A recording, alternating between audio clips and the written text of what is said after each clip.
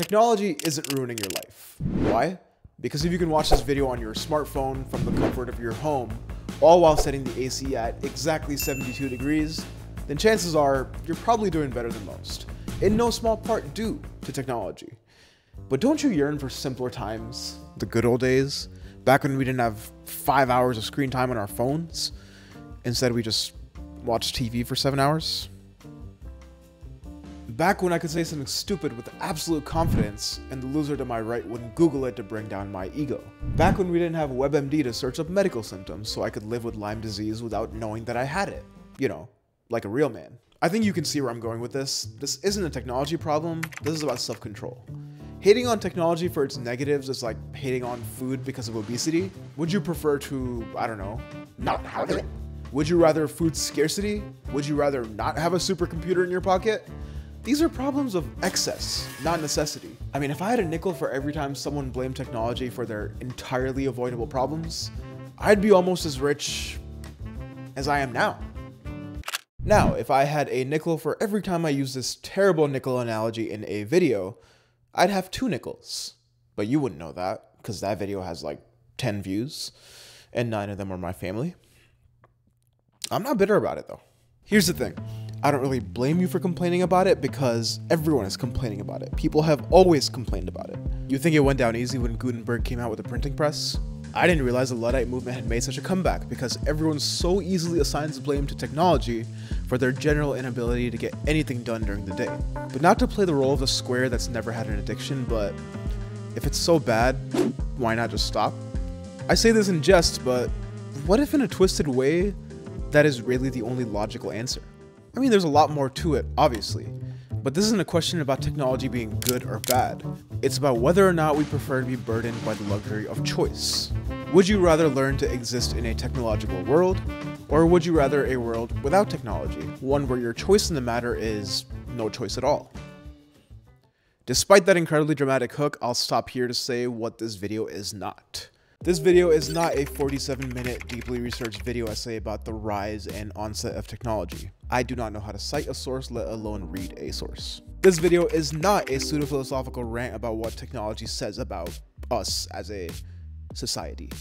You could easily ask an AI chatbot and it would give you a much better answer. And finally, this video is not about those cases in which technology has actually ruined lives, which seems like a cop-out, but it's more that the affected demographic is never going to watch a video like this and complain about it on the internet. This video is for the average complainer that hates technology, the one that claims that life would be so much better without all of these distractions, yet they have managed to turn a phone addiction into a personality trait. The type that can't stop playing video games because there aren't loading screens anymore, bro, when do I stop? The type that can't stop door dashing at 2 AM because spicy chicken sandwich bliss is just a click away. Definitely feel that one. Essentially, they prefer not having a choice over having one because the choices are too enticing. Here's the thing. Think about what you're really asking for when you demonize technology. Think about all the ways it has improved your life in the background without you noticing. Because on average, your day-to-day life has improved significantly as a result of technological advancement. It's actually a very privileged and ignorant mindset to think that you don't benefit from it. Not to belittle anyone struggling with a psychological addiction or someone who truly can't catch a break, but again, chances are if you're watching this video, you're probably doing better than most. It at least means you have a lot of free time because I don't know why else you'd be here. Whether it's all worth it is a different conversation entirely. I understand the idea of wanting to go back and not deal with the side effects of living in an interconnected world. I get it. But we're here now, in the present. No amount of campaigning against technology will change that fact. The irony is that the only way you can literally go back to the quote-unquote simpler times is a time machine. And that requires more technology. So let's deal with now. At this point in our existence, technology has shaped us in an irreversible way, and can definitely be blamed for several of society's issues.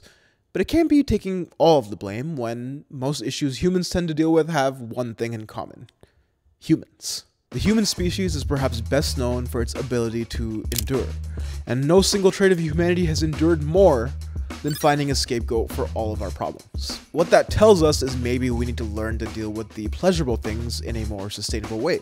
We're living in a time of extreme excess. Ever since we switched from being hunter-gatherers to living a sedentary agricultural lifestyle with an extreme surplus of food, Our brains got so excited at that prospect that we just kept eating.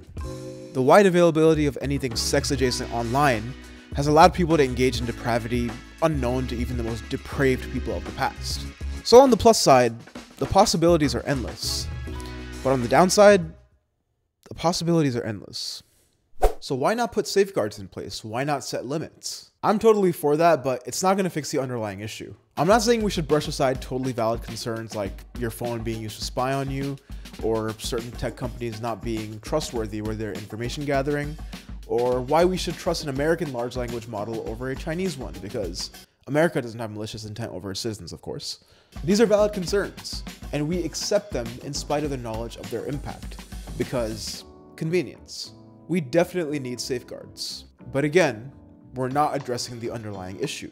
We have to start with admitting that there's a problem in the first place, and the problem comes from within. Let's start with you. I feel a little uncomfortable talking directly to you, so I'll switch over back to you guys and address him in the third person. Let's call him Kevin.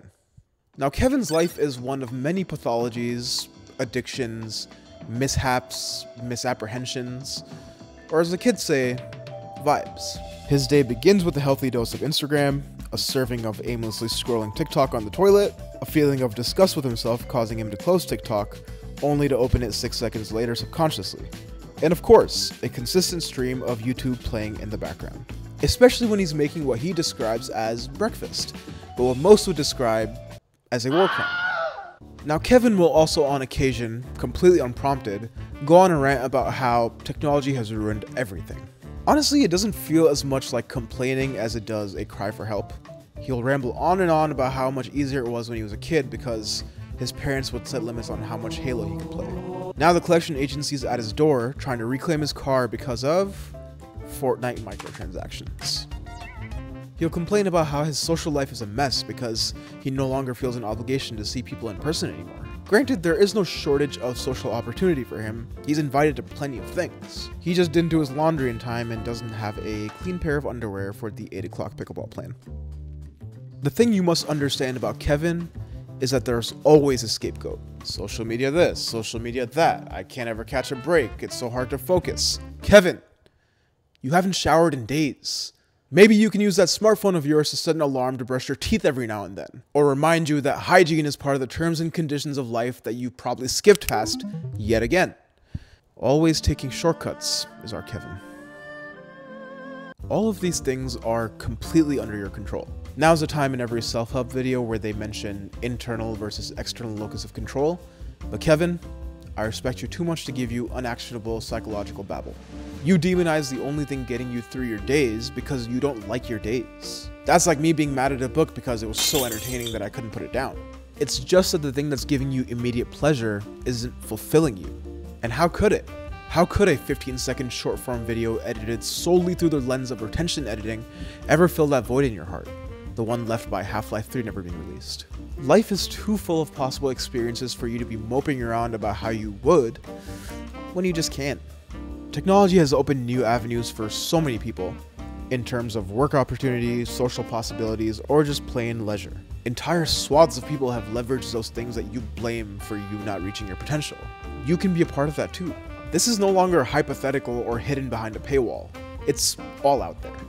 In full disclosure, this video could also be titled Note to Myself, and everything I said here will still be valid, besides the not showering part. I need to stop living on autopilot and be conscious of when I'm chasing the dopamine hit. I need to make choices, real, honest-to-God choices, and not be another data point for the algorithm. And since this is a technology video, maybe I can elaborate briefly that a quote-unquote algorithm is actually much worse than an abstract concept about how content is suggested to us.